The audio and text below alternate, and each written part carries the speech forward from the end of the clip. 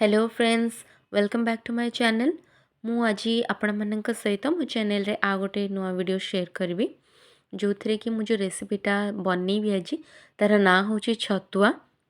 मु पूर्वर छोट छुआ मानक पई सेरेलैक रो राइस सेरेलैक और ओट्स सेरेलैक रो रेसिपी आपण मानक सहित शेयर करी।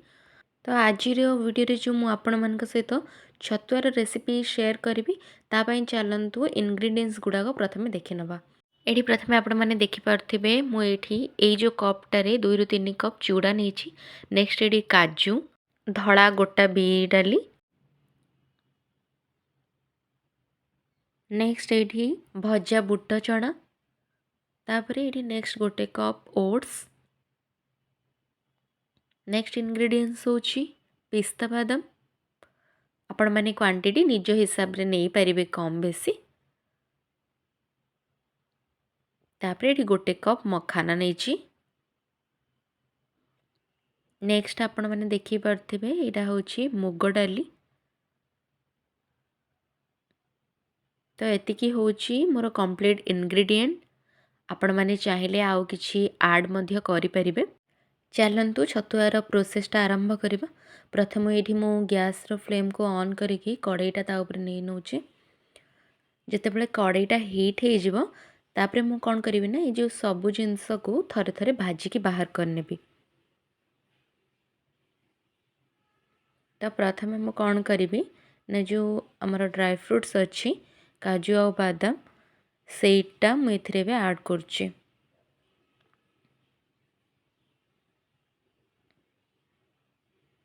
तो प्रथमे मु एटा को एमती भाजी की बाहर करनेबी।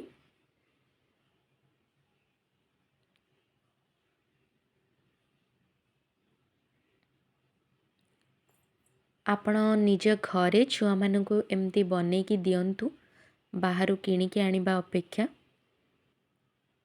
आपण माने जदि निजे घरे बनाउछन्ती ताहले आपण माने जानि परिबे जे आपण माने आपण मानक छुआ को कोन दउछन्ती।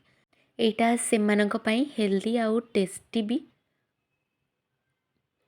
मु एथिरे किछि भी मिठा जिंस ऐड करिनी। आपण माने जदि चाहिबे परे आपण माने गुड़ ऐड करि परिबे किंबा गुड़र पाउडर भी ऐड करि परिबे।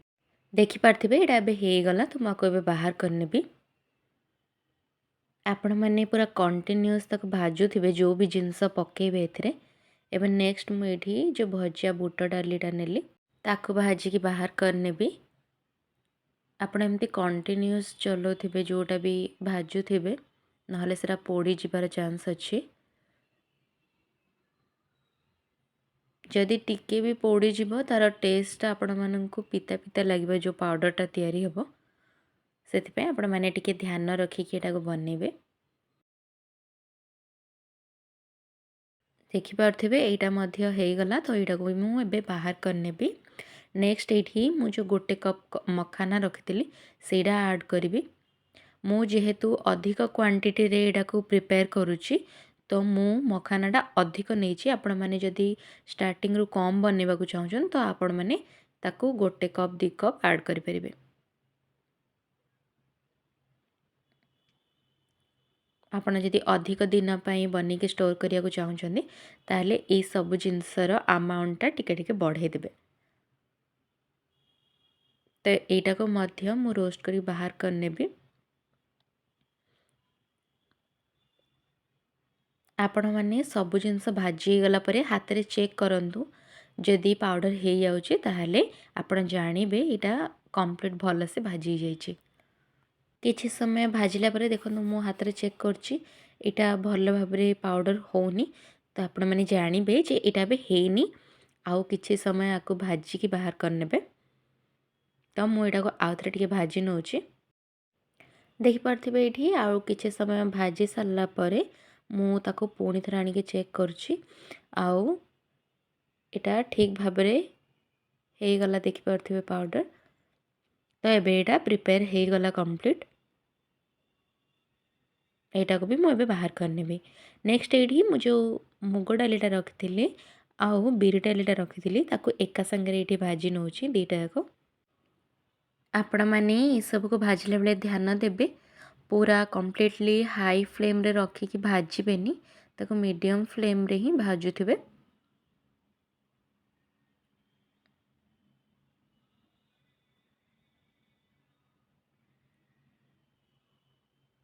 ଦେଖିପାରୁଥିବେ ଏଇଟା ମଧ୍ୟ ଏବେ କଲର୍ ହେଇ ଆସିଲାଣି ଅଳ୍ପ, ତ ୟାକୁ ମୁଁ ବାହାର କରିନେବି। ଏଟାକୁ ବାହାର କରିସାରିଲା ପରେ ଏବେ ମୁଁ କ'ଣ କରିବି, ସେଥିରେ ଯେଉଁ ଓଟ୍ସ ରଖିଥିଲି ସେଇଟାକୁ ମଧ୍ୟ ଭାଜିକି ବାହାର କରିନେବି।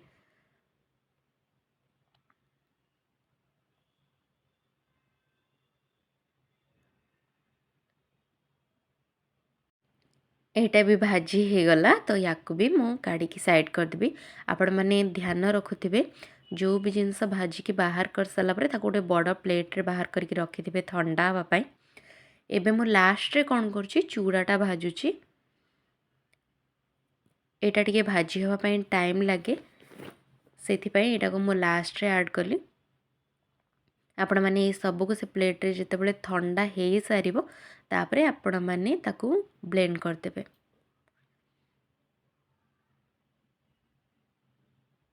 ଦେଖିପାରୁଥିବେ ଏଇଟା ଏବେ ଅଳ୍ପ କଲର୍ ହେଇ ଆସିଲାଣି।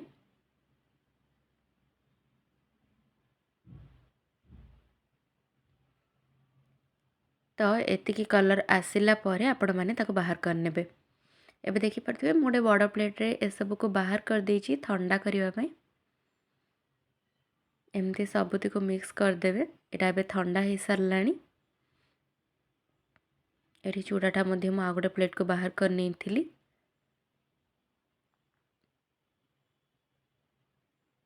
ତ ଏସବୁକୁ ମୁଁ ଏବେ କ'ଣ କରିବି ନା ବ୍ଲେଣ୍ଡ କରିଦେବି। ଏସବୁକୁ ମୁଁ ଏବେ ଗ୍ରାଇଣ୍ଡ କରିକି ପାଉଡ଼ର ବନେଇବା ପାଇଁ କ'ଣ କରିଛି ନା ଯେଉଁ ଜାର୍ଟା ନେଇଛି ସେଇଟା ହେଉଛି ଯେଉଁଟାରେ ପାଉଡ଼ର ହୁଏ ଆମର ସବୁ ଜିନିଷ, ସେଇ ଜାର୍ଟା ମୁଁ ଏଇଠି ନେଇଛି। ଏଠି ଦେଖିପାରୁଥିବେ ସବୁ ଜିନିଷ ପକାଇ ସାରିଲା ପରେ ଏଇଟାକୁ ମୁଁ ପୁରା ଫାଇନ୍ ପାଉଡ଼ର ବନେଇ ନେବି। ଏଠି ଦେଖିପାରୁଥିବେ ପାଉଡ଼ରଟା ପୁରା ତିଆରି ହେଇଗଲା। ଏବେ ତାକୁ ଗ୍ରାଇଣ୍ଡ କରିସାରିଲା ପରେ ଆପଣମାନେ ଦେଖିପାରୁଥିବେ ଏଟାକୁ ଆପଣମାନେ ଯେତେବେଳେ ବି ଦରକାର ଇନଷ୍ଟାଣ୍ଟ ୟୁଜ୍ କରିପାରିବେ। ଆପଣ କ୍ଷୀର ସହିତ ହଉ ନହେଲେ ଗରମ ପାଣି ସହିତ ହଉ। ଗରମ ପାଣିଟାରେ ଯଦି ଆପଣମାନେ ଏଟାକୁ ମିକ୍ସ କରୁଛନ୍ତି ପୂର୍ବରୁ ଫୁଟେଇକି ରଖି ନେଇଥିବେ, ତାପରେ ଏଟାକୁ ତା ଦେହରେ ମିକ୍ସ କରିଦେବେ। ଆଉ ଏଇଟା ସାଙ୍ଗେ ସାଙ୍ଗେ ରେଡ଼ି ମଧ୍ୟ ହେଇଯାଏ ଖାଇବା ପାଇଁ। ଦେଖିପାରୁଥିବେ ଆପଣମାନେ ପାଉଡ଼ରଟା କେମିତି ହେଇଛି, ତ ସେତିକି ଆପଣମାନେ ପାଉଡ଼ର ବନେଇ ନେବେ ତାକୁ। ଆଉ ତାକୁ ଚେକ୍ ମଧ୍ୟ କରିଦେବେ କେଉଁଠି ଗୋଟାଳିଆ ଅଂଶ ରହିଯାଇନି ତ, ଯେଉଁଟାକି ଛୁଆର ତଣ୍ଟିରେ ଲାଗିଯିବାର ଚାନ୍ସ ଅଛି। ସେଥିପାଇଁ ଭଲ ଭାବରେ ପାଉଡ଼ର ବନେଇ ନେବେ। ଏବେ ଚାଲନ୍ତୁ ମୁଁ ତା'ର ପ୍ରୋସେସ୍ଟା ଦେଖାଇ ନେଉଛି ଆପଣମାନଙ୍କୁ, ଆପଣ କେମିତି ବନେଇବେ। ଏଇଠି ମୁଁ ବନେଇବା ପାଇଁ କ୍ଷୀର ନେଇଛି। କ୍ଷୀରରେ ଏବେ 2 ସ୍ପୁନ୍ ମୁଁ ଆଡ଼୍ କଲି ଏଇ ଯେଉଁ ଛତୁଆ ପାଉଡ଼ରଟା, ଆଉ ତାକୁ ଏବେ ମିକ୍ସ କରିଦେବା। ମିକ୍ସ କରିକି 1ରୁ 2 ମିନିଟ୍ ଛାଡ଼ି ସାରିଲା ପରେ ଆପଣମାନେ ଦେଖିପାରୁଥିବେ ଏଇଟା ଏବେ ଏମିତି ବହଳିଆ ହେଇଗଲା। ଆପଣମାନେ ଆପଣମାନଙ୍କ ଛୁଆଙ୍କୁ ଇଜିଲି ଏଇଟା ବନେଇକି ଦେଇପାରିବେ ଇନଷ୍ଟାଣ୍ଟ ଘରେ, ଆଉ ଯେଉଁଟାକି ସେମାନଙ୍କ ପାଇଁ ହେଲ୍ଦି ମଧ୍ୟ।